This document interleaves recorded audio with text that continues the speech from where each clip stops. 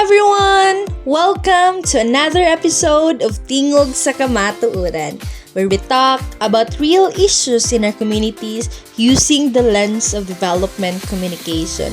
I'm your host, Jel, and with me is my good friend and guest for today.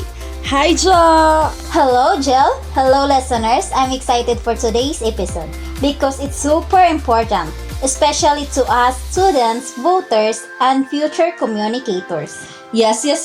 Today, we're talking about a topic that hit close to home.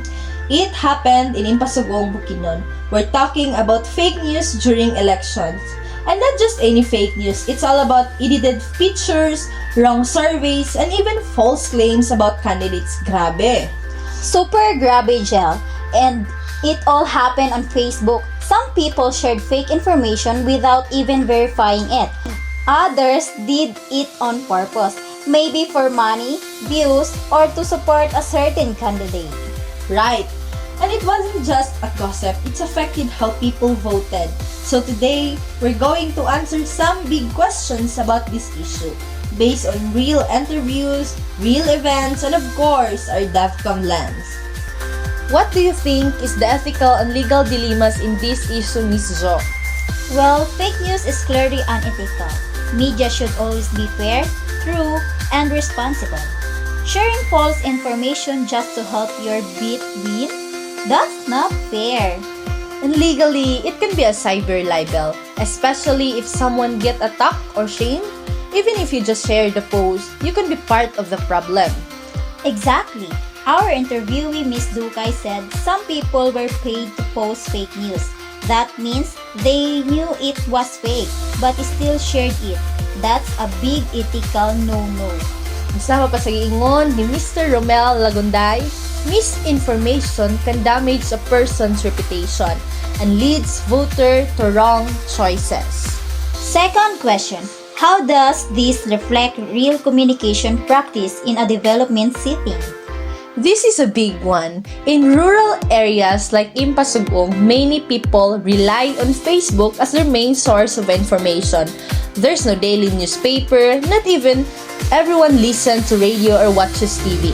So when a post goes viral, people often believe it right away. Yes, and it shows how important it is to verify information. Sadly, many don't. That's why fake news spreads so fast. Communication in rural areas is often unfiltered, and that can be risky. Exactly. And DevCom, we promote participation and empowerment. But if your decision is based on lie, are you really empowered? No, empowerment starts with real, true information. How about the third question? What recommendation can we make to improve media practice or policy?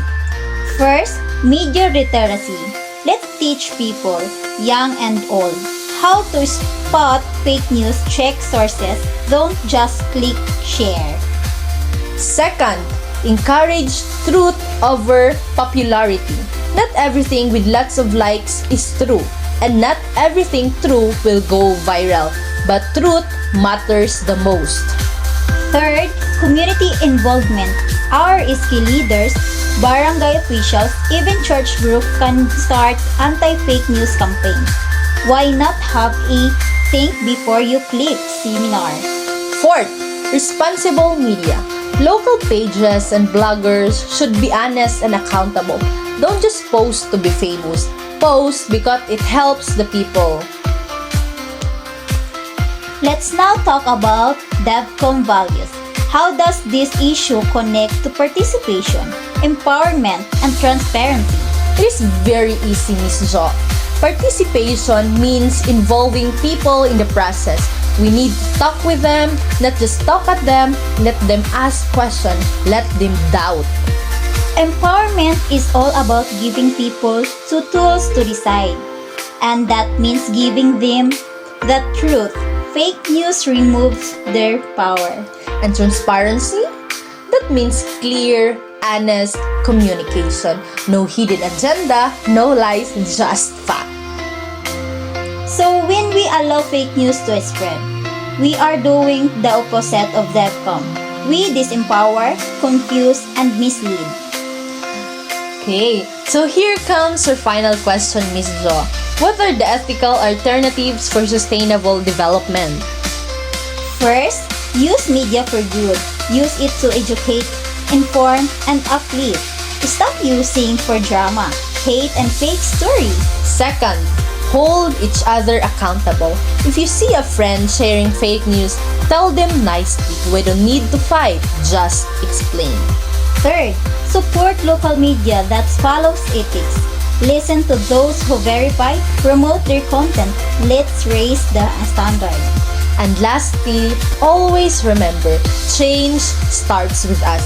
We might not be reporters yet, but we're communicators already. Feeling good, feeling good. Wow, Miss Jo, this has been such a fun but deep talk with you. Thank you for joining me today. Thank you too, Miss Jel. Thank you, listeners. Let's all more responsible with what we share. Before we end, here's a quote I love from Germany Kent. Speak your truth quietly and clearly, and think before you click. This has been a Tingog sa Kamatuoran with your host, Jalu, and guest, Miss Jo. Until next time, keep asking, keep learning, and always choose the truth. Goodbye! Feeling good.